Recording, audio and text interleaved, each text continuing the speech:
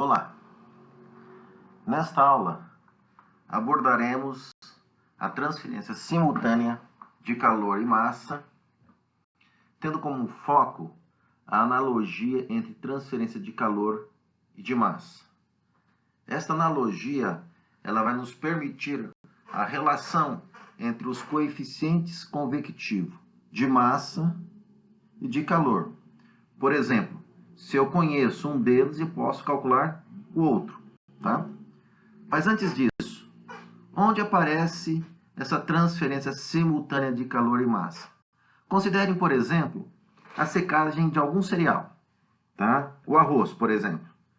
Neste caso, existe, vamos considerar, ar quente e seco, que vai fornecer calor ao arroz, que está numa temperatura menor do que o ar. Todavia, a quantidade de água no interior do grão de arroz, que é a umidade dele, com a intenção é que se remova essa umidade do interior do grão. Então, observe que dentro do grão vai ter um calor transmitido do ar para ele, assim como, simultaneamente, esse grão vai ser aquecido ao tempo de a umidade ser removida. Ao ser removida do lado do gás, esse gás que antes seco vai começar a ser umidificado ao tempo de ser resfriado. Esse é um exemplo clássico da transferência simultânea de calor e de massa.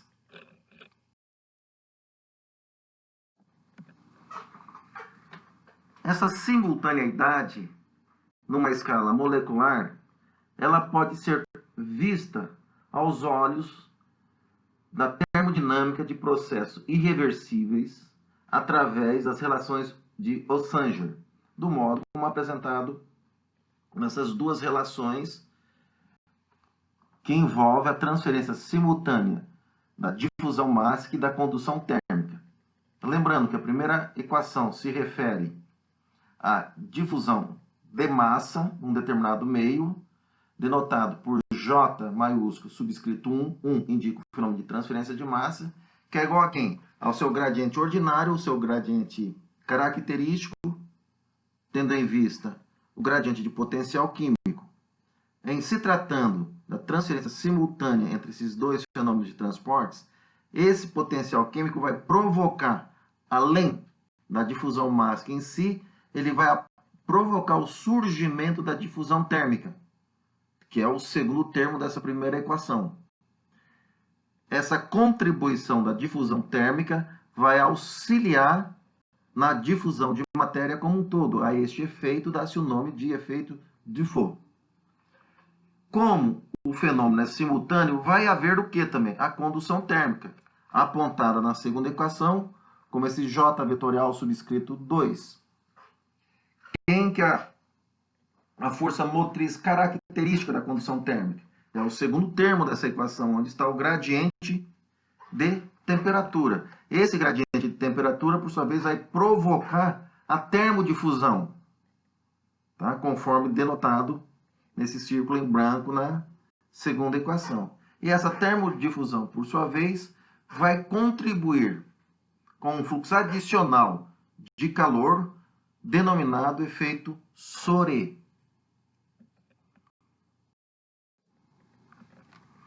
Além disso, o transporte molecular, tanto de matéria quanto de energia, pode ser acompanhada pela inspeção desse quadro 10.1, o qual aponta a semelhança entre esses dois fenômenos de transportes, tendo como base a teoria cinética dos gases.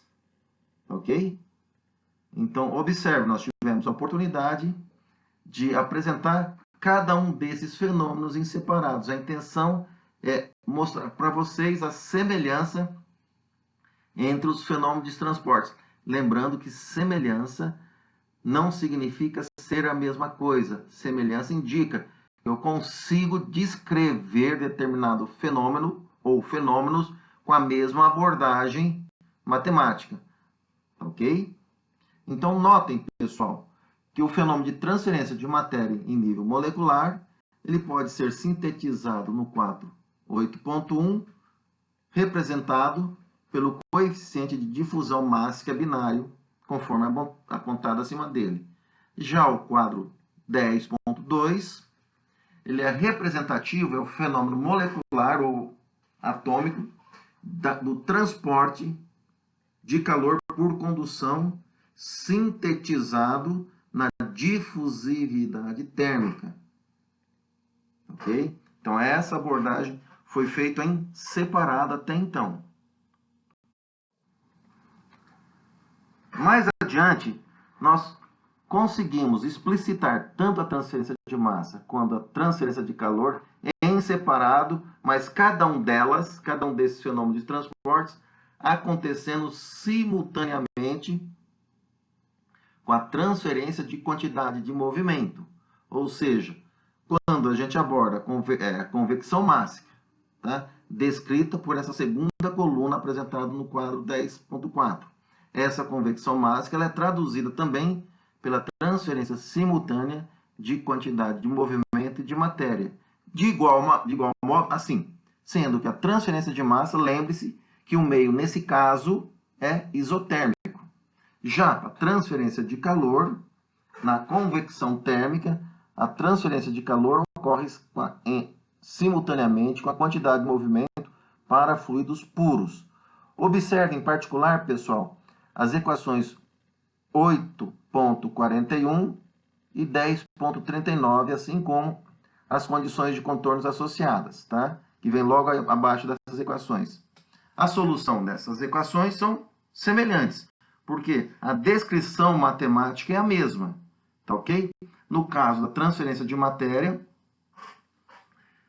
considera-se nesse quadro para que não haja a influência do parâmetro de injeção de matéria, o FP, portanto, igual a zero. Notem, pessoal, as equações 8.74 e 10.46. A 8.74 é representativa ao número de Sherwood, tá? Só que esse número de Sherwood, o sistema ele é necessariamente isotérmico. Já a equação 10.46, ele traduz quem? O número de Nusselt, no qual vai nos propiciar o cálculo do coeficiente de película, no caso de transferência de calor. Tá? Lembrando que para transferência de calor, o meio necessariamente ele é homogêneo. Então, notem, pessoal, quando nós trabalhamos com as transferências simultâneas de quantidade de movimento representativa nos quadros 7.1 e no quadro 7.2, tá? Nós podemos ver essa transferência simultânea com transferência de massa representativa pelos quadros 8.1 e 8.2. Quando nós fizemos isso, o meio ele era isotérmico. Já a transferência simultânea de quantidade de movimento e de calor, nós analisamos olhando para os quadros 7.1 e 7.2, junto com os quadros 10.2 e o quadro 10.3. Observem, pessoal, que de algum modo, tá, de uma maneira bastante simples, esses quadros eles representam como um todo o estudo de fenômenos de transportes. Pois bem, todas as disciplinas que vocês viram em termos de transporte, de fenômenos de transporte até então, de algum modo estão sintetizadas nesse slide. Então, toda a informação acumulada, olha só que interessante, vocês podem identificar aqui. Tá? Tanto que essa representação ela foi sintetizada no caso das convecções mássicas, que é a primeira figura, e da convecção térmica, segunda figura, forçadas por intermédio dos diagramas mnemônicos representativos. No primeiro caso, a transferência simultânea de momento e massa, e o segundo caso, do lado direito, representativa a transferência simultânea de momento e de calor. Em ambos os diagramas, lembrando sempre que a ponta da seta indica o denominador. Por exemplo, o número de Reynolds, vocês observam que estão nos dois diagramas. Seria o L dividido por Ni. Ok? Está faltando alguma coisa. A abordagem turbulenta. E essa abordagem turbulenta foi feita para transferência de massa e transferência de calor, cuja descrição em comum para o mecanismo no escoamento turbulento foi a partir, em ambos os casos, da teoria do comprimento de mistura de Prandtl, ok? Então, notem, pessoal, o que traduz a simultaneidade, por exemplo, em transferência de massa e de quantidade de movimento. A equação 8.106. Tá ok? Por que a equação 8.106? Onde está a simultaneidade dos dois fenômenos? Está na relação entre o Km e o coeficiente de atrito, o CF. E o mesmo pode ser dito para a transferência de calor. Então, notem que na transferência de calor, nós relacionamos o coeficiente de película H ao coeficiente de atrito CF. Em outras palavras, conhecendo o CF, nós conseguimos calcular para fluidos puros, ou seja, homogêneo, o coeficiente de película com base na equação 10.68. Já para transferência de matéria por meio isotérmico, a analogia entre quantidade de movimento e de matéria está representada na relação entre o coeficiente convectivo de transferência de massa, Km, com o coeficiente de atrito CF, coeficiente de atrito dividido por 2. Então, notem, pessoal, que as abordagens, a abordagem matemática foi exatamente a mesma, tá? A diferença fundamental é que quando nós trabalhamos com transferência de massa e quantidade de movimento, o meio era isotérmico, não havia variação de temperatura nesse meio. Já na transferência de calor, o meio necessariamente era homogêneo, tá? Notem, por sua vez, as últimas equações, tá? Analogia de Chilton-Corbon, ou pelo fator de Chilton-Corbon, é a equação 8.120, tá? E o fator de Corbon, a equação 10.73. Vamos admitir a seguinte situação, tá?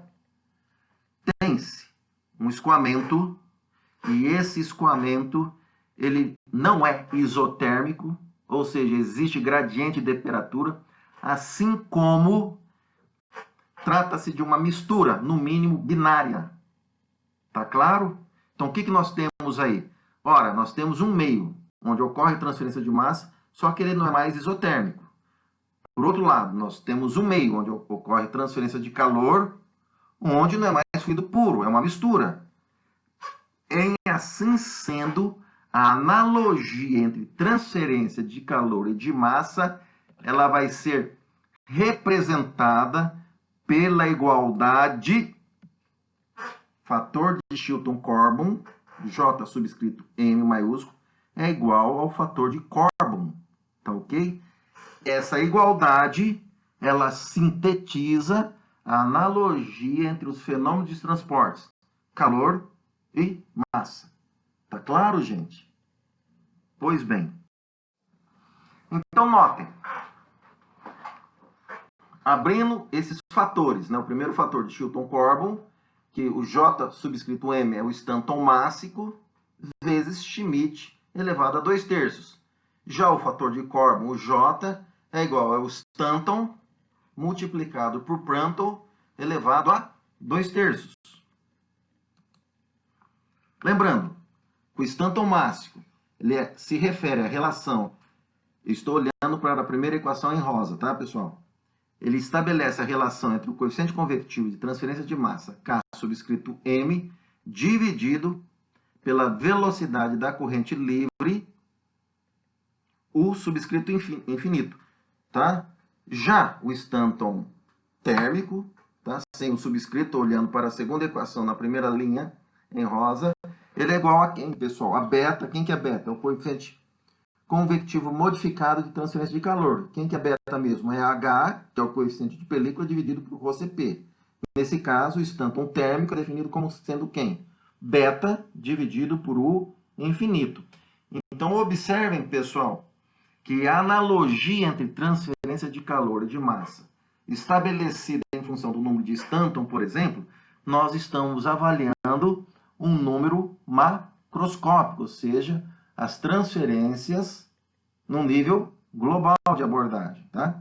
Lembrando que o número de Schmidt é a viscosidade cinemática. Estou olhando para o primeiro quadro da segunda linha em rosa, tá legal?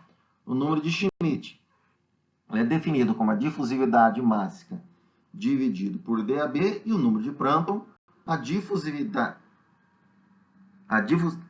Perdão, desculpem, pessoal. Schmidt, a viscosidade cinemática dividido pelo DAB, que é a difusividade de matéria. Número de Prandtl é a viscosidade cinemática dividido pela difusividade térmica. Substituindo esses 4 quadradinhos em rosa na segunda equação em verde, do lado direito do slide, nós temos esta relação, tá? Em amarelo. Observem que nós temos a relação beta sobre Km é igual a Schmidt dividido por Prandtl, tá ok? Mas notem, nós conhecemos o número de Schmidt, tá? Que é Ni por DAB, e conhecemos o número de Prandtl, que é quem, pessoal? Ni por alfa. Certo? Da forma como apresentados. Beta sobre Km, que é igual à relação entre alfa sobre DAB. E com isso a gente identifica quem, pessoal? Alfa sobre DAB é uma relação molecular que traduz a transferência simultânea entre calor e matéria em nível molecular.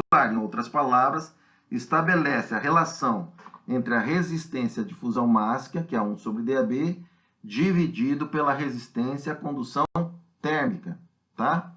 E notem, pessoal, que a analogia entre transferência de calor e massa é dada por beta sobre Km igual a Lewis elevado a 2/3.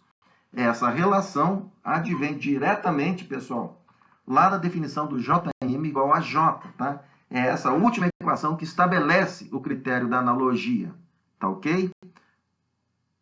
Pois bem,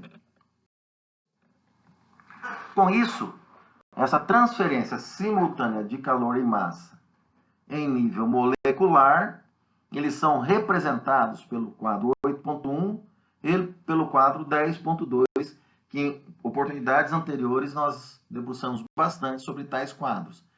Lembrando que o quadro 8.1 ele pode ser sintetizado na propriedade fenomenológica do par soluto meio, DAB, já a propriedade fenomenológica associada ao fenômeno condutivo de calor representada na difusividade térmica alfa, tá? Assim, em nível molecular, nós temos um número secundário, que eu estou olhando agora para o primeiro quadro em rosa aí no slide de vocês.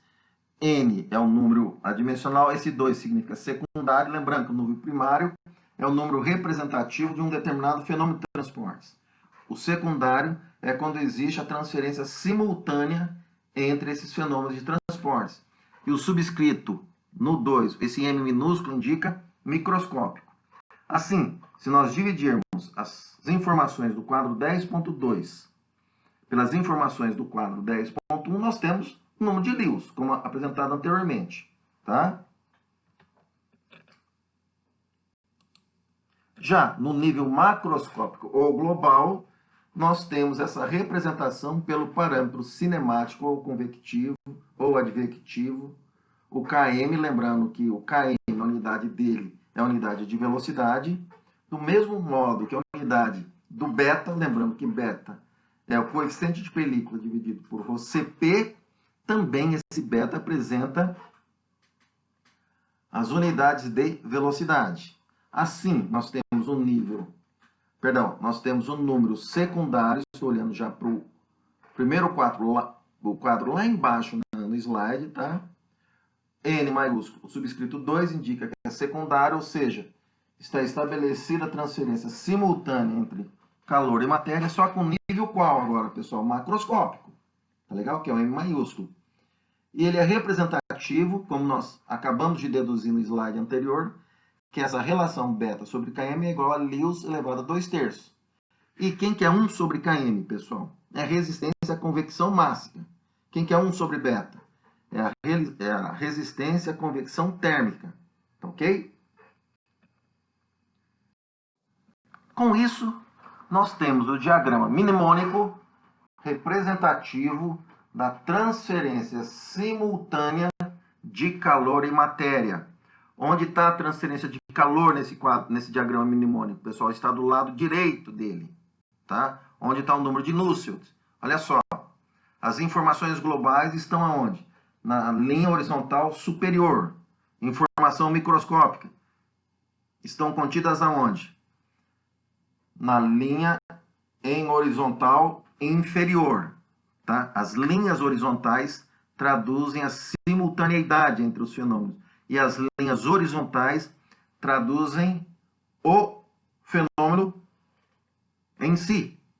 O fenômeno em si, do número de Nusselt, tá? Para a transferência de calor. E do lado esquerdo, tá? Na linha vertical, Sherwood, que é representativo ao fenômeno de transferência de massa. Lembrando, nesse caso e sempre, que a ponta da seta no diagrama mnemônico é representativo do denominador. Por exemplo, quem que é o número de Lewis? Tá? É alfa, estou lendo na linha horizontal inferior, é alfa dividido por DAB. Quem que é o número de Nusselt? Beta L dividido por alfa. Ok? Tá faltando mais alguma. A carinha deles, vai? Certo? Bem, pessoal, não soube como representar o número de Lewis elevado a 2/3. Qual foi minha continha? Bem, eu peguei o retratinho dele, dividi em 4, peguei 4 elevado a 2/3, dá mais ou menos 2,5, tá? É o cara macroscópico lá. Bem, enfim. Ai, que besteira, né, gente? Ai, vale a pena. Não é bonitinho isso aí? Tendo em vista que, finalmente, Eilos, tá? Para a felicidade de vocês, que este é o terceiro fenômeno de transporte que vocês estão vendo. E para cada fenômeno de transporte, vocês têm uma figurinha, vocês têm um diagrama mnemônico, ok? Lembrando que mnemônico vem de memória, tá? Então aqui estão os diagramas mnemônicos para os fenômenos de transporte, para todos eles: quantidade de movimento, representativo número de Reynolds, transferência de massa, representativo número de Sherwood, transferência de calor, representativo número de Nusselt, e as transferências simultâneas entre esses fenômenos. Tá? Só que, tem um detalhe, pessoal. Quando nós falamos na transferência simultânea de calor e matéria, tá? Notem que as propriedades, tá? Como, por exemplo, alfa, DAB, Ni, todas essas propriedades são propriedades da mistura, tá ok? Não é mais de fluido puro, não, tá certo? Quando a gente fala ar úmido, por exemplo, quem que é o ar úmido? É a mistura do ar seco mais a umidade nele contida. Tá claro, pessoal? Com isso, quando for fazer as continhas, por exemplo, para Ni, tá? Que é a primeira conta lá, nós temos que, por exemplo, a massa específica da mistura, ela é dada, já na segunda equação em amarelo, por ser uma quantidade extensiva, é a soma das concentrações mássicas de cada componente dessa mistura. Tá? No caso de mistura gasosa apolar, a viscosidade dinâmica, que esse Mi subscrito mistura, ele depende da fração molar, o Y subscrito I, de cada espécie presente na mistura, multiplicado pela sua viscosidade dinâmica, tá? Esse parâmetro φ subscrito IJ, ele identifica a interação entre as moléculas dessa mistura gasosa, tá? Lembrando que M maiúsculo, eu estou vendo essa última equação, ele é quem, gente? Ele é a massa molar do componente I e do componente J, tá? Do mesmo modo, pessoal, tem as propriedades térmicas da mistura apresentada aí em rosa, tá legal? Notem que o alfa, a difusividade térmica, ele é a difusividade térmica de quem? Da mistura, que seria a definição dele. A condutividade térmica da mistura dividido por ρCp da mistura, onde o Cp, tá? Mistura, pessoal, olha só como é a definição dele. O Cp da mistura é somatório tá? Da concentração de cada espécie química multiplicado pela sua capacidade calorífica, dividido pela somatória de quem? De todas as concentrações mássicas dos constituintes presentes nessa mistura gasosa, tá? A somatória de todas as concentrações mássicas das espécies presentes nessa mistura gasosa é a própria concentração mássica da mistura ρ, tá? E ρI dividido por ρ é igual a W, tá? Onde é o último termo. Se nós multiplicarmos ρ vezes Cp, nós temos somatório por si só, né? De ρI vezes CPI. Está faltando quem? A informação da condutividade térmica da mistura, que por uma mistura gasosa polar, ele pode ser dado por essa relação de Maxwell e Saxena, tá? Olhe para ela e olhe lá para a equação da viscosidade dinâmica. Bem semelhante, né? Só trocou quem, gente? Só troca a propriedade. Lá da viscosidade entra a viscosidade de cada espécie. E do lado direito, em amarelo, entra a condutividade térmica de cada espécie. Fazendo um exemplo. Em uma oportunidade anterior, pessoal, nós resolvemos este exemplo, tá legal? No sentido de obter, por exemplo, o número de Schmidt, tá? Mesmo porque, nesse caso, o ar é úmido, significa o quê? Que ele é constituído de ar seco mais umidade, onde essa constituição de umidade é 75%, tá legal? As contas, tá? De fração molar, de viscosidade dinâmica, já foi apresentado em exemplo anterior, tá legal? Nesse caso, o que se pede? Nesse caso, pede-se o número de Lewis. Quem que é o número de Lewis, pessoal? É alfa da mistura dividido por DAB. Lembrando que esse DAB é uma mistura binária, hein? Tá? É vapor d'água no ar úmido. Uma hipótese bastante importante é assumir que, ainda que o vapor d'água venha a ser polar, a equação de Maxwell e Saxena, esse cada mistura, ele se mantém, tá? É informada a massa molar do vapor d'água, 18,015 grama-mol, e do ar, 28,85, tá? Os valores das condutividades térmicas, tanto do vapor d'água quanto do ar seco, tá? São calculados pela essa equação 10,96, cujas constantes estão presentes na tabela 1. Tá? Já as capacidades caloríficas, tanto do vapor d'água quanto do ar seco, são obtidas dessa equação apresentada aí para vocês, que seria 10,97. Tá? Cujas constantes também estão presentes ali, ó, na segunda linha da tabela 1. A umidade relativa é calculada de acordo com a equação 8,17. Tá aí, ó. Tá bem ali no cantinho, tá? Φ dividido por YA VAP, que já foi determinado anteriormente. A pressão de vapor pode ser determinada pela equação 8,18, que está bem pequenininho aí, que é essa equação de Antoine para a pressão de vapor do vapor da água, equação 8,18. As concentrações máxicas do vapor d'água e do ar seco nessa mistura de ar úmido pode ser calculado por essa expressão 8,19, está pequenininho aí. Já o coeficiente de DAB é estimado pela equação 8,20, que é essa que está apresentada aí embaixo para vocês. Tá legal?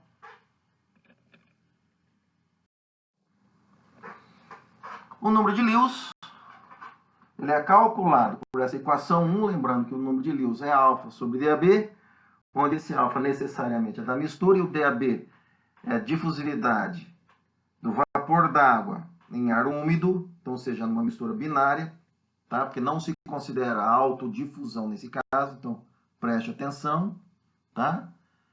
Assim, nós temos que o número de Lewis é igual a alfa dividido por 0,288, tá? Que advém dessa equação a 1 ATM, tá?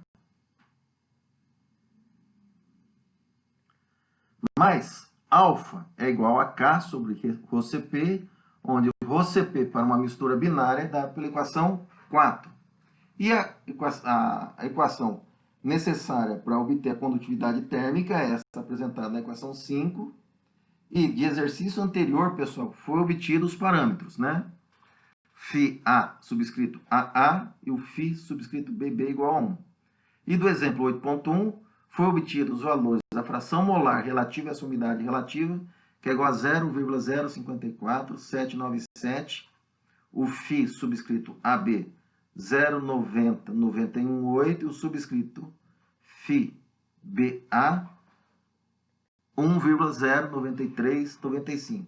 Lembrando que esse exemplo 8.1 já foi resolvido e apresentado para vocês nessas aula, tá legal? E o cálculo das concentrações máxicas das espécies presentes fica fácil a conta, né, gente? Tá? Com isso, nós temos para concentração máxima do vapor d'água de 3,842 vezes 10 a menos 5 gramas por centímetro cúbico. Já do ar seco, o valor é 1,0613 vezes 10 a menos 3 gramas por centímetro cúbico. Com isso, podemos calcular o valor das capacidades caloríficas, avaliados, atenção aqui, hein, gente, não é em Kelvin aqui não, aqui é avaliado em grau Celsius, utiliza o grau Celsius. Calculando o coeficiente de capacidade do vapor d'água, o valor encontrado foi 1,8628 kJ por quilograma Kelvin, que é igual, que está explícito na equação 10. Já a capacidade calorífica do ar seco, apresentada na equação 11, o seu valor é 1,008606 kJ por quilograma Kelvin. Bem, fazendo as contas do ρCp da mistura, que é o ar úmido, o resultado é igual a 1,1420 kJ metro cúbico por graus Kelvin. Tá? Com isso, é possível calcular, pessoal, os valores da condutividade térmica também, não é? Notem que, de novo, pessoal, avaliada a temperatura de graus Celsius e o cuidado em particular que nós temos que ter aqui é a unidade, hein, pessoal? Notem que se nós utilizarmos a correlação para a condutividade térmica, o resultado sai em watt por metro Kelvin. E a gente tem que usar unidades coerentes, tá? Então, transformou para quilojoule metro por segundo Kelvin. Calcula-se a condutividade térmica do vapor d'água, cujo resultado foi de 2,1407 vezes 10 a menos 5 kJ metro segundo Kelvin. E o valor da condutividade térmica do ar seco foi de, estou olhando em 14, 2,7376 vezes 10 a menos 5 kJ metro por segundo Kelvin. Com isso, a condutividade térmica da mistura é igual a, estou olhando 15 agora, 2,7036 vezes 10 a menos 5 kJ metro segundo Kelvin. Com isso, podemos calcular a difusividade térmica, que em centímetro ao quadrado por segundo é igual a 0,2367 centímetro ao quadrado por segundo. Conhecendo o DAB, conhecido o alfa, calculamos o número de Lewis dessa mistura. O número de Lewis é igual a 0,822. Lembrando que esse número de Lewis é o número do ar úmido. Para o ar seco, foi calculado a sua concentração máxima, 1,12283 kg metro cúbico. Ar seco, não se esqueça. Foi calculada a sua capacidade calorífica, 1,008606 kJ quilograma Kelvin. Foi calculada a sua condutividade térmica, 2,7376 vezes 10 a menos 5 kJ metro por segundo Kelvin. Com isso, resultou, pessoal, na difusividade térmica do ar seco igual a 0,2417. E, com isso, o número de Lewis é igual a 0,839. Comparem 0,839 com 0,822, tá? Apresenta um certo desvio relativo. Qual é a conclusão disso, pessoal? Para cálculos rápidos, tá? Sem problema nenhum, vocês analisarem as propriedades do ar úmido em condições de ar seco. Entretanto, tá? Quando vocês vão comparar o desempenho de um determinado experimento, tá? Ou for fazer um projeto mais refinado, deve-se considerar a presença da umidade do ar seco.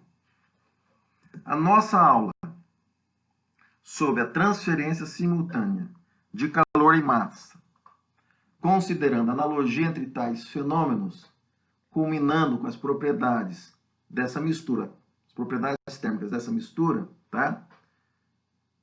É essa. Eu espero que vocês estejam bem e bom trabalho a todos e até a nossa próxima aula. Tchau, pessoal.